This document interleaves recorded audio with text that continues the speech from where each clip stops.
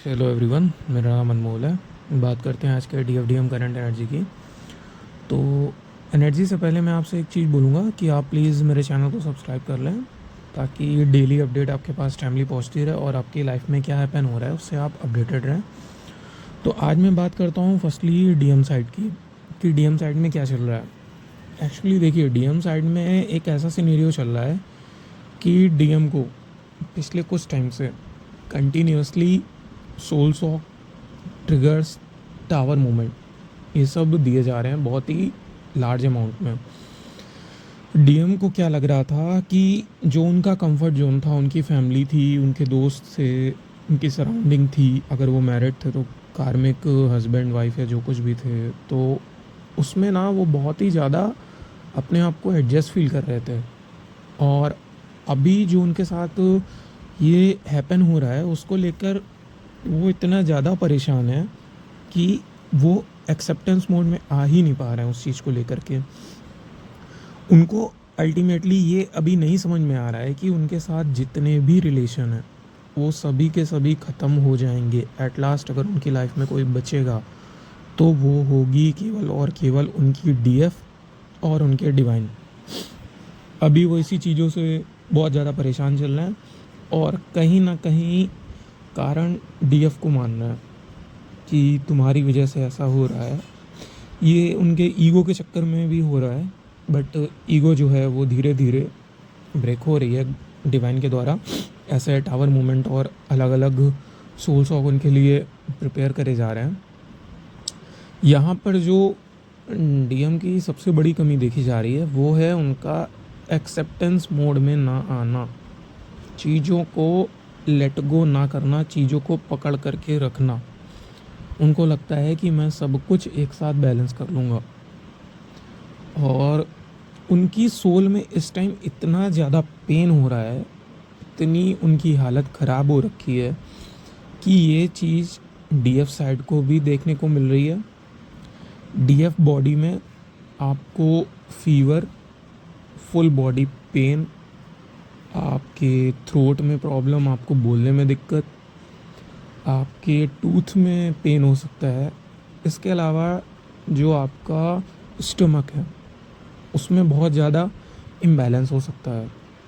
ये जो टोटली हो रहा है ना आपके साथ, ये इसीलिए हो रहा है। ये डीएफ के जो परेशानियां मिल रही हैं बॉडी लेवल पर, वो इसीलिए मिल रही हैं क्योंकि इसका कारण कहीं ना कहीं डीएम ही है। डीएम जब तक एक्सेप्टेंस मोड में नहीं आएगा तब तक डीएफ के साथ ऐसी चीज़ें होती रहेंगी और डीएफ भी परेशान रहेगी। डीएम ना एक मैनिपुलेटिव एनर्जी में है कि तुम इनिशिएट करो, तुम आओ, तुम मुझसे बात करो।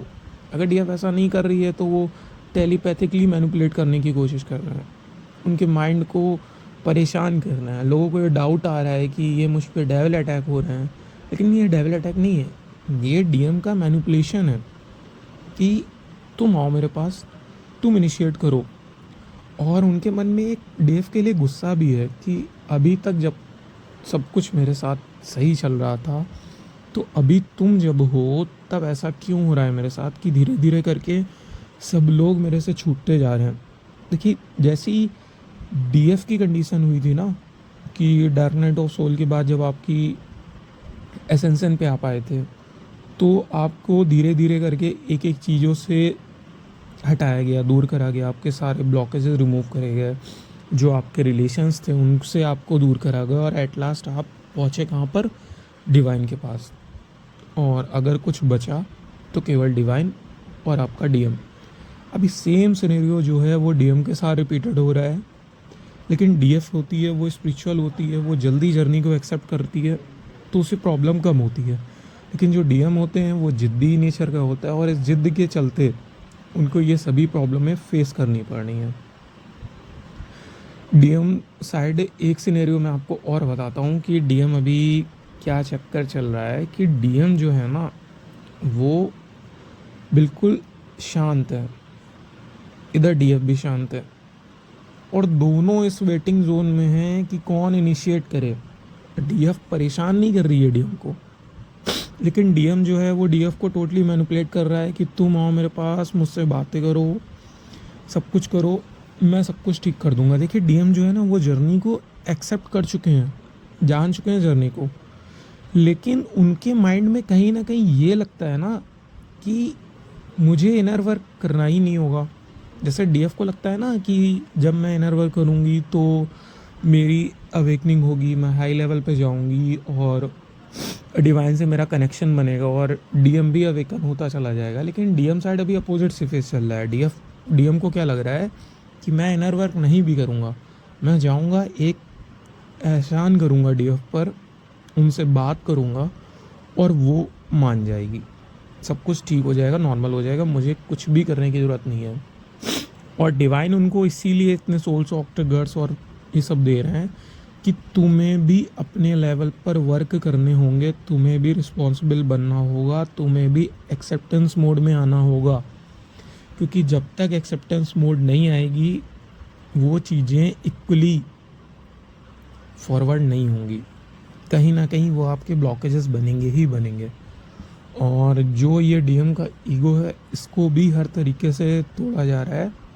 आपको बीच बीच में डीएम की क्राइंग एनर्जी भी रिसीव होती होगी, पर्जिंग भी होती होगी, और ये बहुत सडन होता होगा। जैसे मान लीजिए आप बैठे हैं, नॉर्मल हैं, अभी कल से तो जो डीएफ की एनर्जी है वो सीरियस वाली थी। जैसे परसों आप चुलबुली हरकतें कर रहे थे या अपने में मस्त थे, गुनगुना रहे थे, नाच रहे थे, अभी कल से थोड़ी सीरियसनेस आई है।